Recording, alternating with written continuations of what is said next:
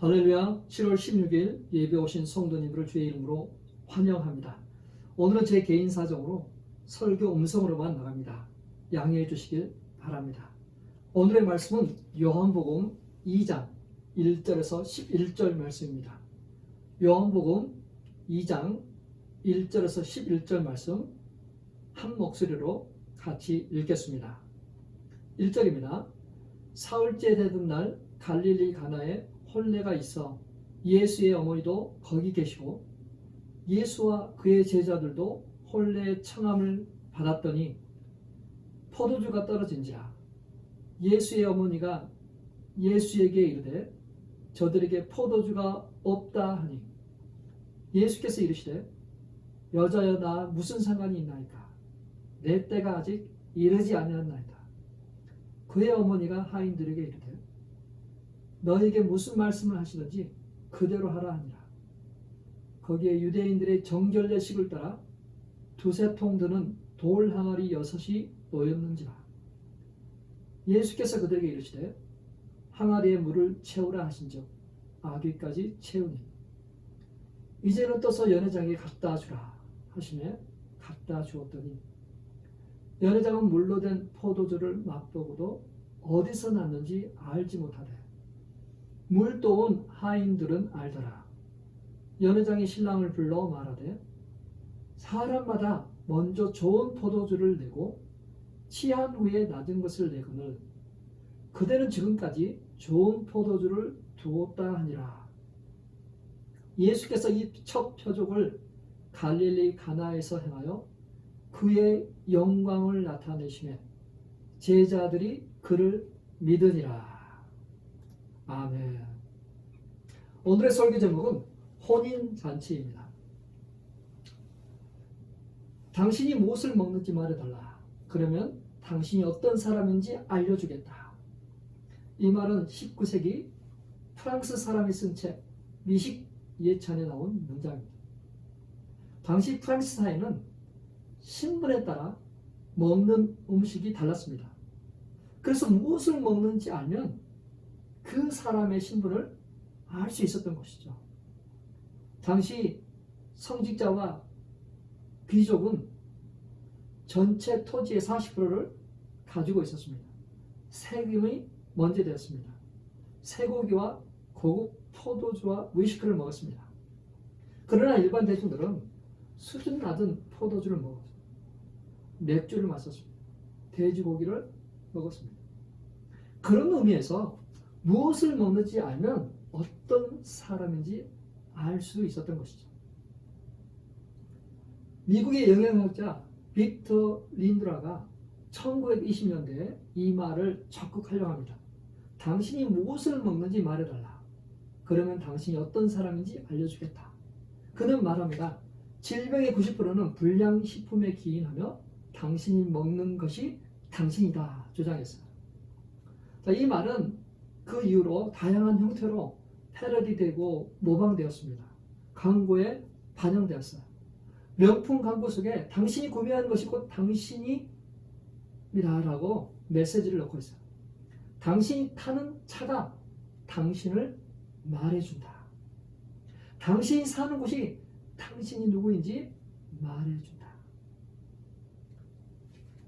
무엇을 먹고 구입하고 타고 다니는 것으로 사람의 가치가 정해진다고 마케팅은 선전합니다. 그래서 그것을 구입하도록 합니다. 그러나 유대인들은 이 모든 것보다 결혼을 더 가치 있게 보았습니다. 유대인들은 결혼이 최고의 축복이라고 생각했습니다. 유대인들에게 혼인은 굉장히 중요합니다. 아내를 갖지 않으면 행복하지 않고 하나님으로부터 오는 복도 받을 수가 없다. 선행도 쌓이지 않는다 믿었습니다. 결혼하지 않으면 인간이 덜 되었다고 생각했습니다. 결혼을 해야 행복한 사람이라고 생각했어요. 유대 민족의 전통에서 결혼은 인류를 번성시킨 하나님의 계획을 성취하는 방법이기도 합니다. 그들은 혼인 전에 약혼을 먼저 했습니다. 1년 후에 결혼식을 치러요. 결혼식은 밤에 치러집니다. 때문에 들러리들이 신랑이 언제 올지 모르다가 기다리다 지쳐 졸다가 신랑을 맞이하지 못하는 열처녀 비유가 나오죠. 신랑이 신부 집으로 오는 이유는 신부를 신랑의 집으로 데려가기 위함이죠. 결혼 장소로는 신랑의 집, 마당이나 회관 등에서 합니다. 웨딩 아치를 세웁니다.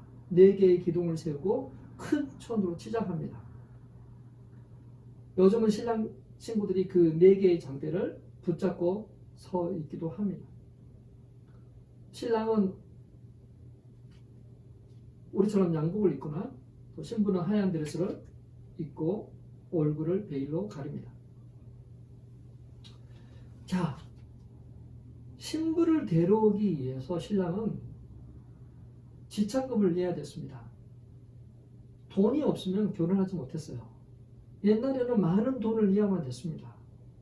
이런 폐단을 없애기 위해서 지참금 대신 결혼 서약서를 주는 것으로 대처했습니다. 결혼식 날이 되면 신랑이 신부에게 케투바라고 불리는 결혼 서약서를 줍니다. 신부에게 장래의 몇 가지 권리를 보증하는 내용이 기록되어 있어요. 만약 이혼할 경우에 명시된 금액을 남편이 아내에게 지불하겠다는 내용입니다. 유대인들의 결혼 서약서는 여성의 권리를 보호하기 위한 장치입니다. 결혼 서약서에 친척이 아닌 2사람이 증인으로 서명을 합니다. 랍비가 결혼 서약서에 서명합니다. 그럼 신랑은 성경 말씀을 낭독합니다. 예루살렘아, 내가 너를 잊을진대 내 오른손이 그 재주를 잊을지로다. 시편 137편 5절인데요. 만약에 내가 예루살렘을 잃어버린다면 내 오른손이 힘을 쓰지 못하게 될 저주를 받겠다는 그런 말이죠. 그 말씀을 낭독하고 흰 보자기에 싼 유리잔을 발로 밟아서 깨트립니다. 자, 유리잔을 깨트리는 2가지 의미가 있는데요. 인생에 있어서 가장 행복한 순간인 이들에게 과거를 잊지 않겠다는 다짐이에요. 예루살렘이 잊어버리지 않겠다는 그런 의미입니다. 그리고 또 하나의 의미는 깨어진 유리처럼 복구할 수 없듯이 이제는 혼인을 돌이킬 수 없다. 그러한 상징이죠. 이 유리컵을 깨면 비로소 부부가 됨을 선언합니다. 남편이 아내의 베일을 넘겨주고 키스를 하죠. 하객들은 함성을 지르며 축하해 줍니다. 춤을 추기 시작해요. 축하 파티가 7일 동안 진행됩니다. 주로 먹고 마시고 춤을 추는 흥겨운 자리입니다. 하나님은 그 어떤 것보다 이 결혼식을 축복하시죠. 이스라엘과 하나님과의 관계는 종종 이 결혼을 비유하잖아요. 우리 믿는 자들은 신랑 대신 예수님의 신부로 표현되기도 합니다. 이렇게 즐거운 혼인잔치에 포도주가 떨어지는 일이 일어납니다. 그럼 그 기쁨과 흥이 깨어집니다. 우리 인생에서도 준비한 포도주가 떨어지는 경험을 하게 됩니다.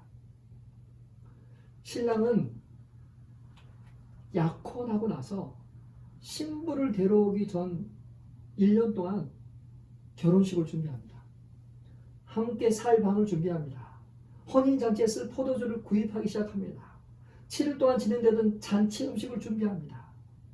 만반의 준비를 다해요. 올 손님들 숫자를 계산합니다. 넉넉하지 않아도 빛을 내서라도 넉넉하게 준비합니다. 각 날마다 초대할 손님들 명단을 작성합니다. 이 모든 준비가 다 되면 신랑은 신부를 데리고 와서 혼인 예식을 치르게 되는 것이죠. 자, 예수님과 어머니 그리고 5명의 제자는 사흘째 되는 날에 초대받아 갔어요. 일주일 동안 진행되는데 사흘째 되는 날. 근데 그렇게 흥겨운 잔치가 벌어지고 있는 상황에서 돌발 상황이 일어납니다. 포도주가 떨어졌어요. 잔치를 총괄하는 사람은 연회장이에요. 그는 이 모든 것을 책임집니다. 예수님과 그의 어머니는 책임지지 않습니다. 다만 예수님의 어머니가 이 초대된 집과 아주 가까운 사이인 것 같아요. 연회장에게 이 사실을 알리기 전에 이미 포도주가 떨어진 것을 알고 있는 가까운 사이예요. 자, 다른 것은 조금 부족해도 포도주는 떨어지면 안 됩니다. 그런데 떨어져 버렸어요. 혼인잔치는 동네 잔치입니다. 그래서 포도주가 떨어지면 안 되는 거예요. 떨어지면 큰일이에요. 자, 이 말은 신랑이 집에서 제대로 잔치를 준비하지 못했다는 것을 이야기하겠죠. 그만큼 여력이 안 된다는 것을 이야기하겠죠. 잔치에 흥 깨지고 신랑과 신부의 첫 시작은 위축될 수 있어요. 좀 부끄러울 수도 있어요. 또 양가 두 집안 사이에 금이 갈 수도 있습니다. 포도주가 떨어진 이유는 정확하게는 모르지만 여러 가지 추측해 볼 수 있잖아요. 그죠? 계획했던 것보다도 사람들이 많이 마셔버리거나 또 초대한 사람보다 더 많은 사람이 왔구나. 아니면 다음 날을 위해서 손님들을 다음 날의 축제를 위해서 남겨둬야만 돼도 불구하고 탐욕으로 그것들을 마셔버렸을 수도 있을 것입니다. 인생은 계획한 대로 이루어지지 않습니다. 변수가 생겨요.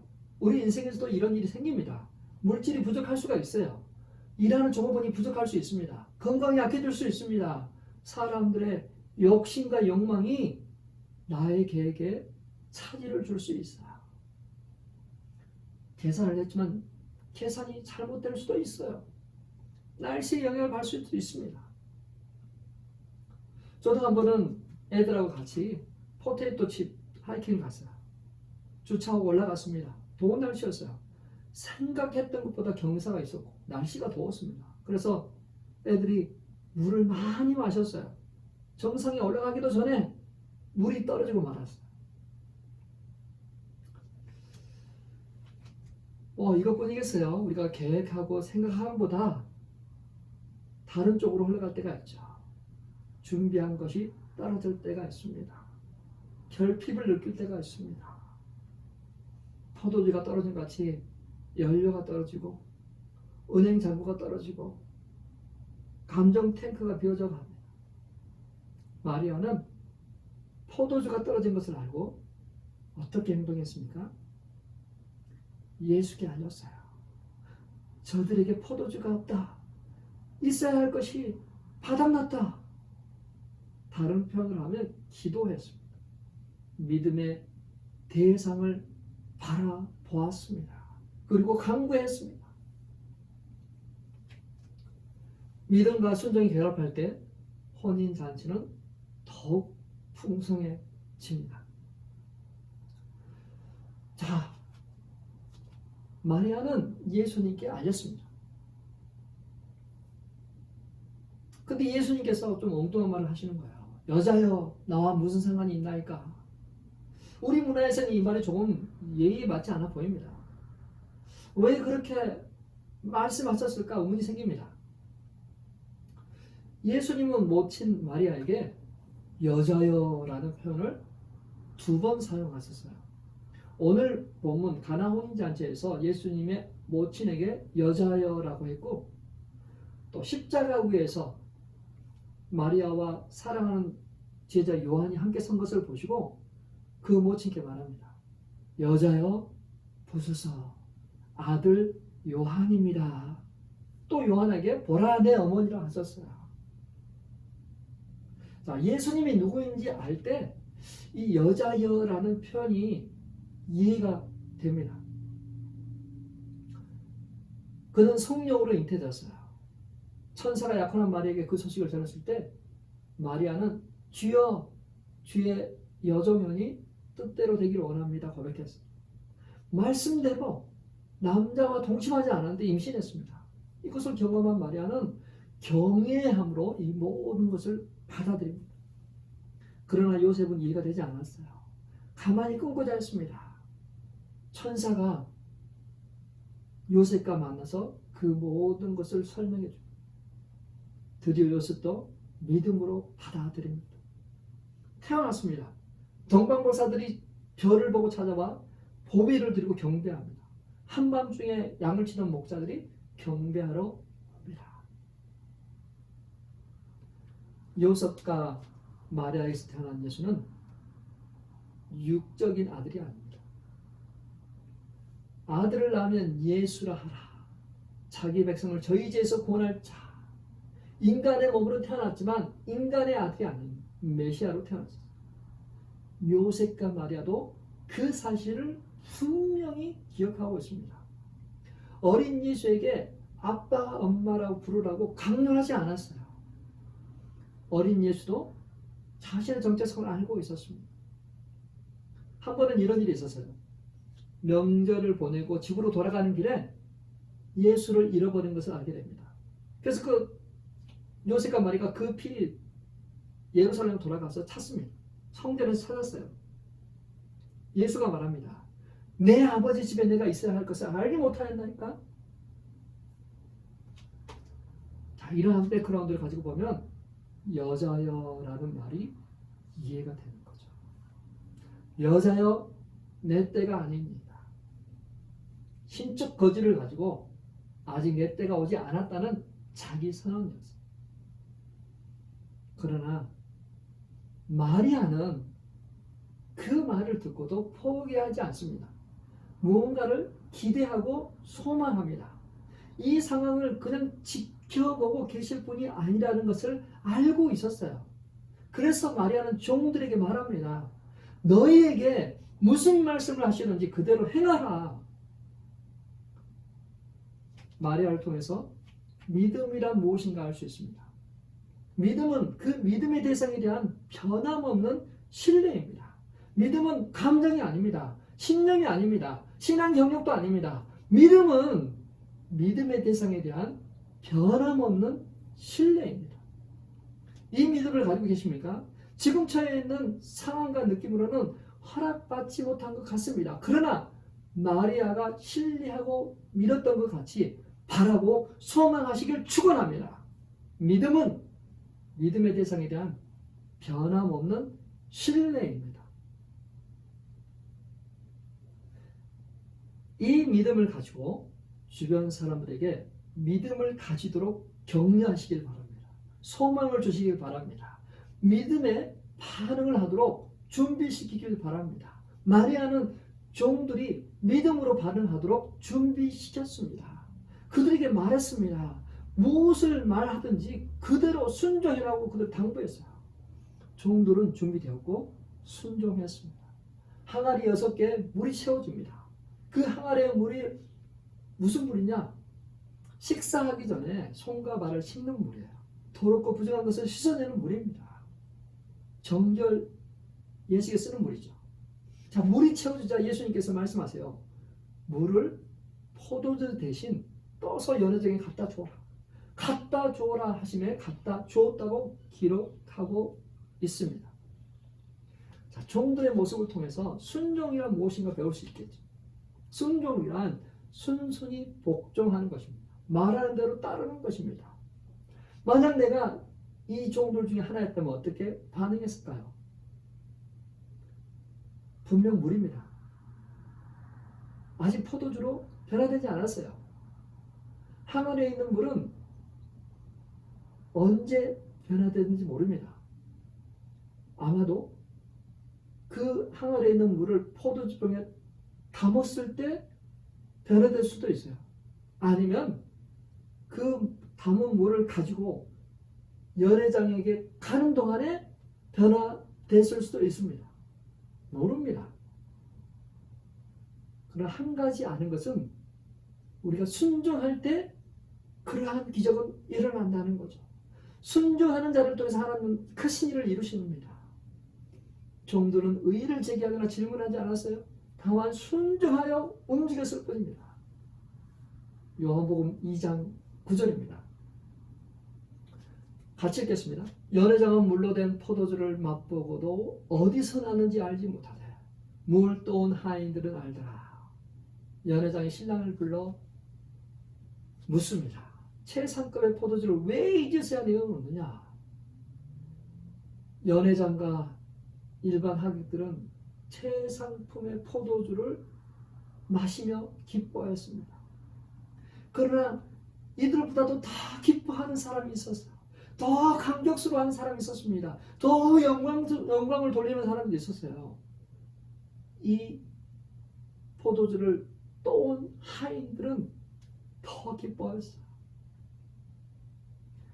믿음과 순종이 결합되면 최상급의 포도주가 나옵니다. 믿음과 순종의 결과는 기적입니다. 미라클이죠. 지금도 수많은 기적이 일어나고 있습니다. 누구를 통해서 일어납니까? 순종하는 자를 통해서 일어납니다. 이 놀라운 기적을 어떻게 일어나는지 아는 사람 누구입니까?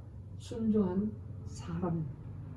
믿음으로 구한 마리아입니다. 저와 우리 성도님도 그것을 아는 복을 누리기를 축원합니다. 오늘날에 믿음은 있는데 순종이 부족한 시대입니다. 믿음은 있는데 행동하지 않는 그러한 시대입니다. 뭔가가 부족하죠? 믿음은 행동이 따라와야 돼요. 믿음은 순종이 따라와야 돼요. 그랬을 때 놀라운 기적이 일어납니다. 모세는 첫 번째 표적으로 물을 피로 바꾸는 기적을 행했습니다. 애국 사람들과 이스라엘 사람들이 그의 존재를 인식하게 되었죠. 하나님의 능력을 알게 되었습니다. 예수님도 물을 포도주로 바꾸는 첫 표적으로 영광을 나타냈었어요. 제자들이 믿었습니다. 어린 양의 혼인 잔치는 예수님을 믿는 자들이 들어옵니다. 물을 포도주로 바꾸듯 죽었던 영혼들을 살아나게 하고 세상에 속한 사람들이 영에 속하게 하고 그리스도에 속하게 하고 새로운 피조물 되게 하십니다. 우리의 삶의 변화, 인간의 변화, 성품의 변화, 삶의 변화, 우리 자녀들의 변화는 그리스도가 터치하시고 역사하심으로 변화될 것입니다. 사랑하는 성도 여러분, 이 가나 혼인잔치는 주님께서 이루실 천상의 혼인잔치를 예표합니다. 우리는 그 혼인잔치에서 기뻐하고 즐거워하게 될 것입니다. 우리는 기뻐하고 즐거워하고 그 안에서 행복을 누리게 될 것입니다. 그러나 지금 이곳에서도 우리는 그것을 경험합니다. 지금 이곳에서도 우리는 그 하나님이 주신 그 기쁨을 즐거워할 수 있습니다. 말씀을 마무리하도록 하겠습니다. 우리 인간이 아무리 힘써도 부족한 것이 생길 수 있습니다. 아무리 철저하게 준비해도 부족한 것이 생길 수 있어요.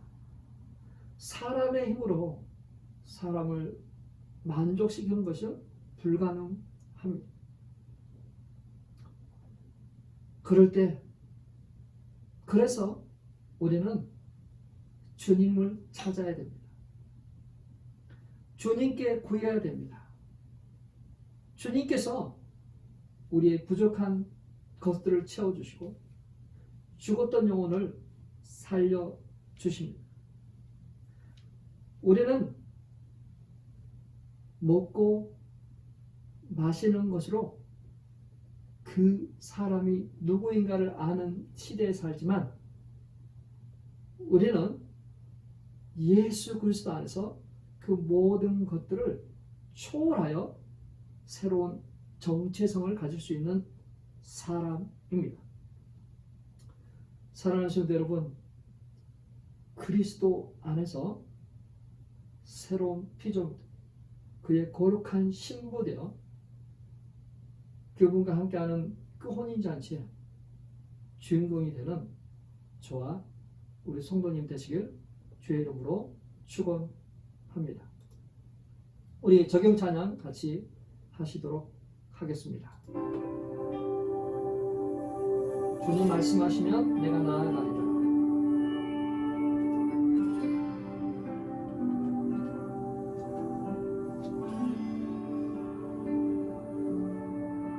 주님 말씀하시면 내가 나아가리라. 주님 뜻이 아니면 내가 멈춰서리다. 나의 가고 서는 것 주님 뜻에 있으니 오 주님 나를 이끄소서. 주님 말씀하시면 내가 나가리다.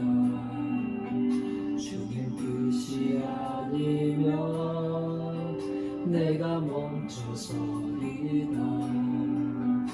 나의 가고 서는 것 주님 뜻에 있으니 오 주님 나를 이끄소서.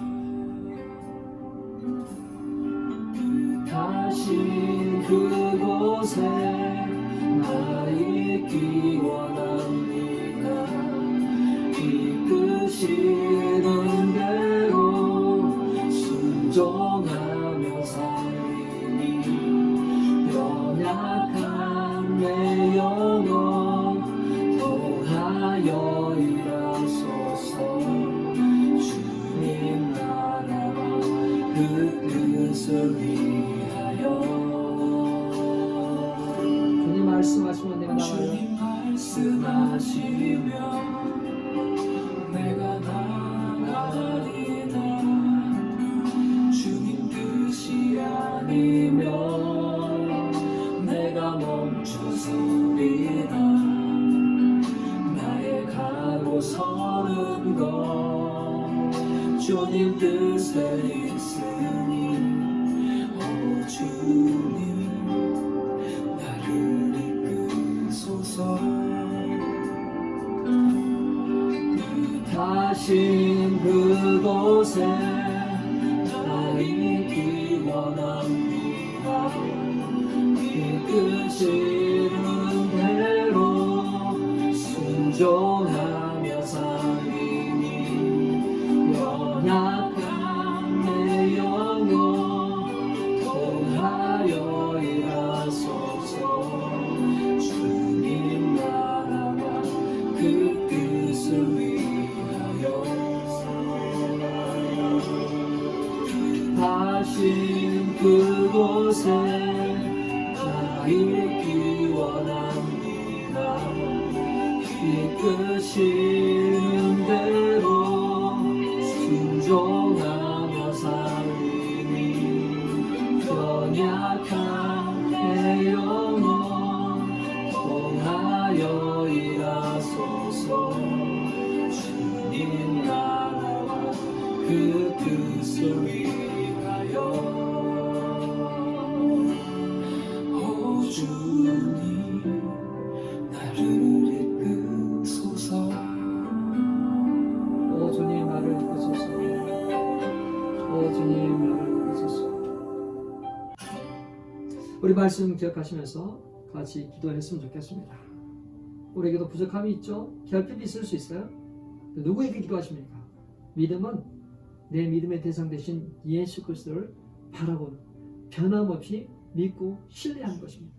우리 같이 한번 기도하겠습니다. 기도합니다. 하나님 아버지 감사합니다. 하나님 아버지 가나안인 같아서 주님께서 그 부족한 것을 보충하시고 아버지는 물론 허물을 바꾸신 것처럼 어머니의 삶에서 변화되는 역사, 바꿔주시는 역사, 채워주시는 역사, 그런 역사 있길 원합니다. 오늘 우리가 이 마리아같이 포기하지 아니하고 믿음으로 바라보고 소망하게 해주시고 그 하인들이 순종하며 채우고 다른 자에게 주어져라. 우리 또한 그런 순종 있게 질문하고 기도해보겠습니다. 믿음보다 이성적인 사건 생각도 충돌되고 망설이고 주저하는 그러한 것이 아니라 믿고 순종하는 심플하게 행동하는 그러한 우리들도 하나님 인도해 주십시오. 믿음과 순종이 결합될 때 만나게 될 때 그러한 엄청난 일들이 일어나는 것처럼 하나님 내가 가지고 있는 믿음이 삶의 순종으로 드러나게 해주셔서 아버지 그것이 하나님의 큰 기적을 이루어 때 아버지의 스트레스를 어려워가 되고 하나님 인도해 주십시오. 주님 믿음으로 살기를 원합니다. 믿음으로 살기를 원합니다. 순종하기를 원합니다. 주님 연약한 우리를 사랑하셔서 말씀에 복종하고 순종하고 따르는 우리를 통하여 주님 나라 확장되기를 원합니다. 주님께서 말씀하시는 대로 우리가 나아갈 수 있도록 순종할 수 있도록 움직일 수 있도록 도우십시오. 하나님 우리의 생각은 우리의 감정과 또 우리의 경험과 우리의 어떤 그러한 상식으로 우리의 행동을 결정하는 것이 아니라 주님의 말씀이 우리의 기도에 되게 해주시고 주님의 말씀을 말미암아 우리 행동하고 움직이는 저희들 되도록 주님 인도해 주십시오.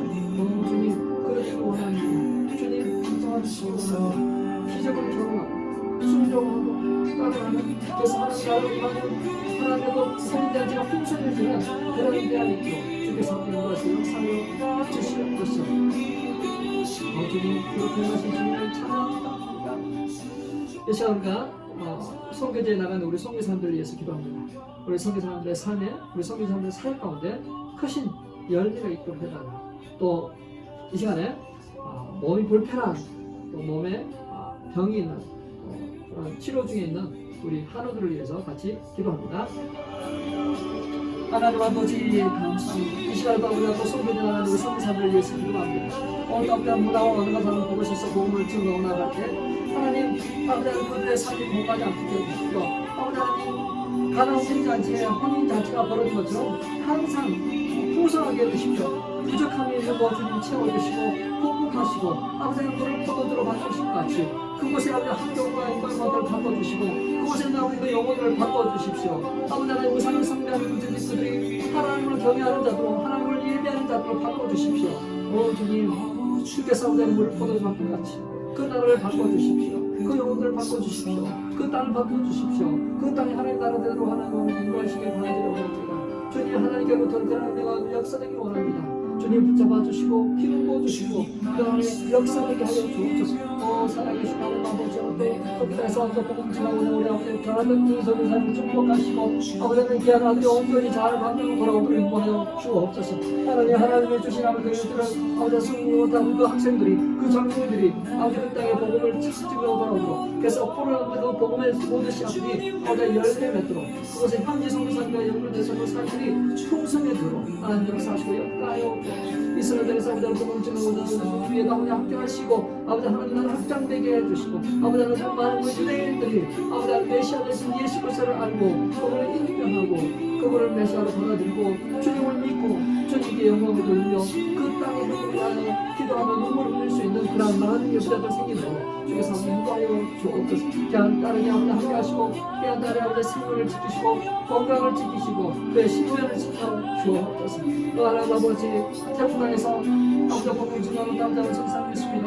주여 함께 하셔서 아버지 모셔서 귀한 삶을 또 하나님 부부를 아버지 찬양하여 주옵소서. 하나님 아버지 땅에서 오자는 또 몸이 연약한 분이 있습니다. 아버지 나이가 들고 너무 세해진 아버지 또 우리 아버지 어르신들이 있습니다. 하나님 아버지 붙잡아 주시고 아버지 하나님 기력이 회복되도록 인도하시고 아버지 하나님 넘어지지 않도록 붙잡아 주시고 아버지 하나님 아버지 총명을 찾도록 해주시고 주님 오시는 날까지 건강함으로 아버지 하나님 깨어주셔서 주님을 예배하고 경배하는 아버지 우리 아버지 어르신들도 주께서 인도하시고 역사하시고 주여 아버지 아버지 한국에 있는 아버지 어르신들 있습니다. 주여 함께 하셨습니다. 아버지 그 치료와 요심의 시간, 회복의 시간 충분히 가지고 돌아오고 주께서 인도하시고 역사하시고 아버지 이 방학 기간에 아버지 우리 자녀들을 지키시고 보호하여 주시고 하나님 앞에 우리들이 더 나아갈 수 있는 그런 귀한 시간들 귀한 심의 시간, 충분의 시간들도 하나님 인도하시고 역사하여 주옵소서.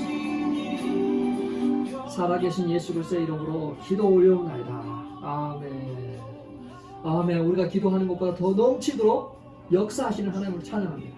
우리가 또 주중에는 말씀 읽고 또 주말에는 예배함으로 하나님 앞에 나가는 저와 우리 성도들 되시길 바랍니다. 다음 주에 뵙도록 하겠습니다.